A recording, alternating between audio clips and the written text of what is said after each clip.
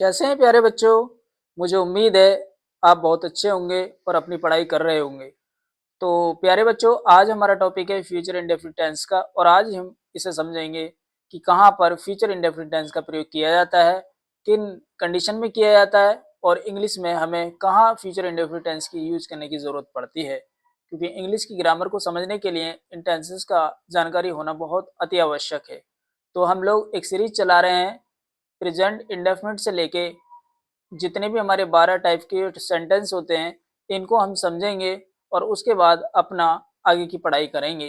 तो आज का टॉपिक है हमारा फ्यूचर इंडेफिनिट टेंस। जैसा कि ऊपर आप देख रहे हैं लिखा हुआ है फ्यूचर इंडेफिनिट टेंस। तो सबसे पहले समझते हैं बच्चों कि इसका प्रयोग कहाँ पे किया जाता है। जिस वाक्य में भविष्य में होने वाले काम की बात हो, उसे फ्यूचर इंडेफिनिट टेंस कहते हैं। यानी कि आने वाले समय में कोई घटना घटेगी या होगी या क्या होने जा रहा है। तो देखिए वो कौन-कौन सी चीज़ें हो सकती हैं। मैंने यहाँ पर प्रयोग के माध्यम से 4-5 चीज़ों को मेंशन किया है और आप ध्यान से देखना वो कौन-कौन सी चीज़ें हो सकती हैं। जैसे मैं आपको बता रहा हूँ, कोई काम आने वाले समय में होगा, तो वो फ्यूचर इंडेफिनिट टेंस के माध्यम से बनाया जाएगा। मतलब कोई काम आने वाले समय में होगा, तो वो आने वाले समय में जो काम होगा वो किस में बनेगा? फ्यूचर इंडेफिनिट टेंस में बनेगा।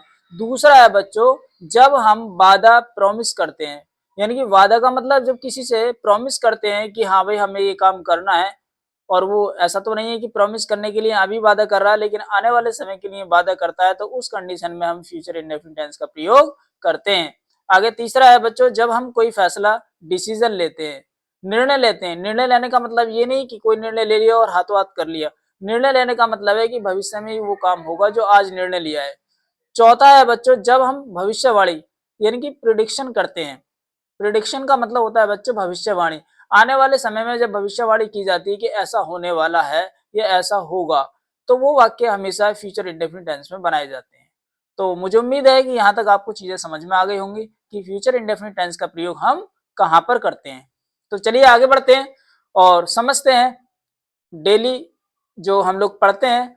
नंबर 1 पे अफर्मेटिव सेंटेंस, यानी सेंटेंस का टाइप अफर्मेटिव। उसे हिंदी में हम सकारात्मक वाक्य बोलते हैं और सबसे पहले समझते हैं कि इन वाक्यों की एक पहचान क्या होती है।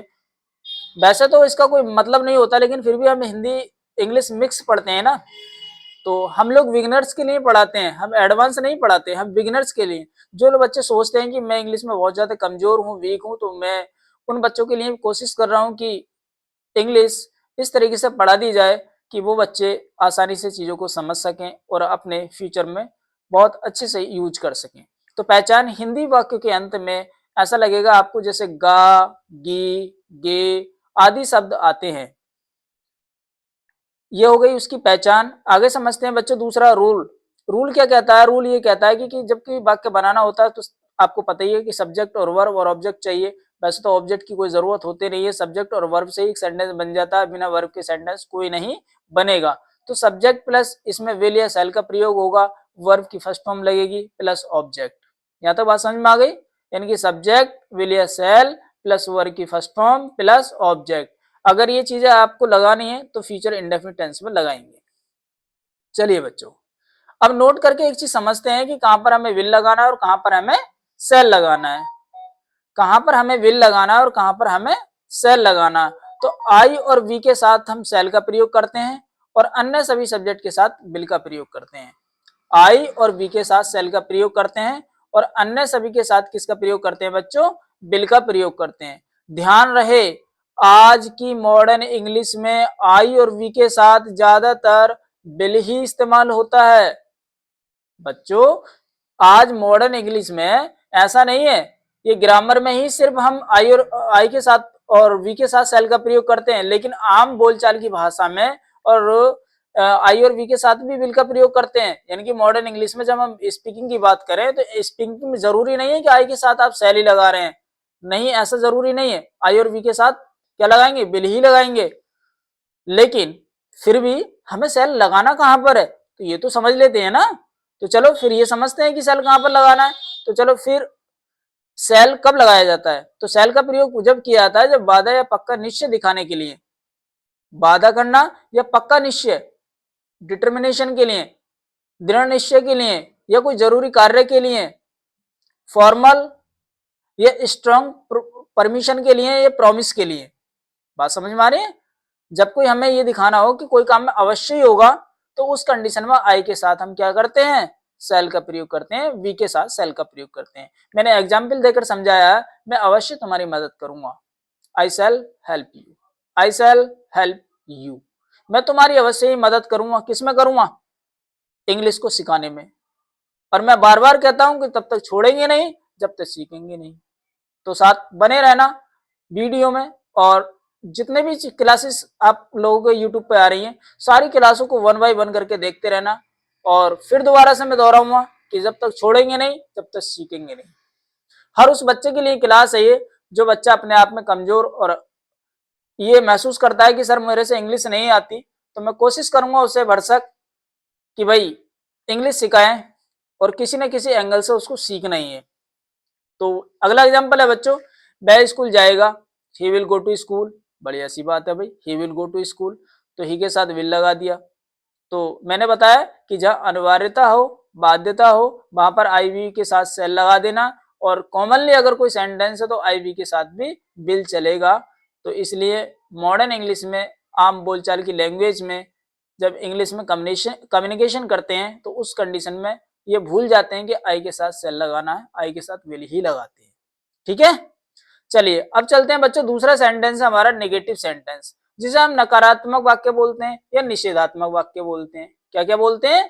नकारात्मक वाक्य बोलते हैं या निषेधात्मक वाक्य बोलते हैं। तो इसका रूल मैंने ऊपर लिख दिया है कि रूल है सब्जेक्ट प्लस विल नॉट या सेल नॉट प्लस वर्ब की फर्स्ट फॉर्म प्लस ऑब्जेक्ट, ये होता है रूल। एक बार समझ लो दोबारा, सब्जेक्ट लेंगे, विल नॉट लेंगे, सेल नॉट, इनमें से एक लगाना है, क्योंकि हेल्पिंग वर्ब के साथ ही नॉट लगाना है, और वर्ब की फर्स्ट में लेंगे प्लस ऑब्जेक्ट लेंगे, बाद में कुछ फुल स्टॉप लगाएंगे। एग्जाम्पल समझते हैं, मैं बिना मेहनत के सफल नहीं होऊंगा, मैं बिना मेहनत के सफल नहीं होऊंगा। तो आई के साथ विल या आई के साथ सेल, तो कोई कंपल्सन तो हमें लग नहीं रही, लेकिन फिर भी मैंने लिख दिया कि आई के साथ आई विल नॉट या shall not, I will not succeed without hard work, I will not succeed without hard work. इसका मतलब यह है कि मैं बिना मेहनत के सफल नहीं होऊंगा। तो यहां तक बात समझ में आ गई। आई सब्जेक्ट है और उसके साथ विल नॉट लगा दिया, वर्ब लगा दिया सक्सेड, विदाउट का मतलब बिना किसी के, और हार्ड वर्क का मतलब कठिन मेहनत के, मैं बिना मेहनत के सफल नहीं होऊंगा। दूसरा सेंटेंस है, हम बिना तैयारी के परीक्षा नहीं देंगे, यानी कि हमें अपनी परीक्षा की तैयारी करनी ही होगी। तो यहाँ तक मुझे उम्मीद है समझ में आया होगा। इसकी इंग्लिश कैसे बनेगी? तो we will not appear in the exam without preparation, we will not appear in the exam without preparation, बिना किसी तैयारी के हम परीक्षा में नहीं उपस्थित होंगे या नहीं बैठेंगे या नहीं देंगे। इसका मतलब ये निकलता है। कोई जरूरी ना बच्चों कि जैसे हिंदी में लिखा हुआ वैसे ही उसका अर्थ निकाले, अलग अलग बोलने का तरीका हो सकता है। जब हिंदी में हम 10 तरीके से बोल सकते हैं, तो इंग्लिश में भी लिखा हुआ तो होता है, लेकिन हिंदी भाषी हैं हम लोग, तो अपनी अपनी बोलने का तरीका अलग हो सकता है। तो जरूरी ना है कि आप डिक्टो सेंटेंस को बोले। आगे देखिए, इंट्रोगेटिव सेंटेंस। इंट्रोगेटिव का मतलब होता है बच्चों प्रश्नवाचक वाक्य, यानी कि जहां पर प्रश्नवाचक का मतलब है जहां प्रश्न पूछने का काम किया जाता हो। ठीक है, तो रूल क्या बनेगा इसका? विल या सेल सबसे पहले ले लेंगे, प्लस सब्जेक्ट लेंगे, प्लस वर्ब की फर्स्ट फॉर्म लेंगे, प्लस ऑब्जेक्ट लेंगे। एक अनिवार्यता और बाध्यता ये है यहाँ पर कि क्वेश्चन मार्क लगाना जरूरी है। ये नियम हमारे लिए सिखाता है कि आपको क्वेश्चन मार्क, जिसमें प्रश्न पूछने वाली बात हो तो क्वेश्चन मार्क लगता है वहां पर। एग्जाम्पल के तौर पर समझते हैं, क्या तुम कल घर जाओगे? Will you go home tomorrow, will you go home tomorrow, बाद में क्वेश्चन मार्क। दूसरा एग्जांपल देखते हैं, क्या वे शाम को खेलेंगे? Will they play in the evening, will the play in the evening. तो यहां तक बात समझ में आ गई होगी, मुझे उम्मीद है। आगे देखिए, क्या तुम नई किताब खरीदोगे? Will you not buy a new, क्या तुम नई किताब नहीं खरीदोगे? हाँ बच्चों, ऐसा हो सकता है इंट्रोगेटिव हो और साथ में नेगेटिव भी हो, तो सेंटेंस वो भी तो बनाना होता है ना हमें, यानी कि इंट्रोगेटिव प्लस नेगेटिव। तो कैसे बनेगा? क्या तुम नई किताब नहीं खरीदोगे, बाद में question mark, will you not buy a new book, will you not buy a new book. अगर तो देखिए ये जो आ है ना, कि अगर ये बीच में कहीं आ रहा है तो आप इसकी जो साउंड निकालोगे या ध्वनि निकालोगे वो आकर के निकाला करो, और स्टार्टिंग में कहीं आ रहा है या फुल स्टॉप के बाद आ रहा है कहीं पे तो वहां पर ए पढ़ा करो, ठीक है ना। कई बच्चों को मैं देखता हूँ कि उसको ए पढ़ते हैं, नहीं बीच में कहीं आ रहा है तो आखिर ध्वनि निकालेंगे, और स्टार्टिंग में और फुल स्टॉप के बाद आ रहा है कहीं तो ए निकालेंगे। फिर आता है बच्चों W H type. W H type का मतलब समझते हो, जिसमें what, where, when, what, why, और ये इस तरीके के जो क्वेश्चन वर्ड आते हैं, और इस तरीके के जो सेंटेंस है वो कैसे बनाएंगे, चलिए समझते हैं। तुम कल क्या करोगे, तुम कल क्या करोगे, तो what will you do tomorrow, what will you do tomorrow. समझ मारिए बात।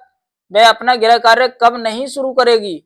अब ये डब्ल्यू एच टाइप भी है, साथ में नेगेटिव भी है, तो ऐसे वाक्य भी तो बनाने होंगे ना हमें, क्यों बच्चों, ऐसे वाक्य भी तो हमें बनाने होंगे कि साथ में डब्ल्यू एच टाइप फैमिली का भी होगा और इंट्रोगेटिव भी है, नेगेटिव भी है। तो वह अपना गृह कार्य कब नहीं शुरू करेगी, तो it's means when will she not start her homework, बाद में क्वेश्चन मार्क लगा दिया। तो बच्चों मुझे उम्मीद है आज आपने समझा होगा फ्यूचर इंडेफिनिट टेंस को, और आपको समझ में आया होगा। मुझे उम्मीद रहती है बहुत ज्यादा, जैसे कि आपके कमेंट आते हैं, जैसे आपका कमेंट करते हो आप, और उसमें बताते हो सर आपकी क्लास बहुत अच्छी लगती है, मुझे बड़ी खुशी मिलती है। तो आपके लिए दिल से thank you, very very thank you.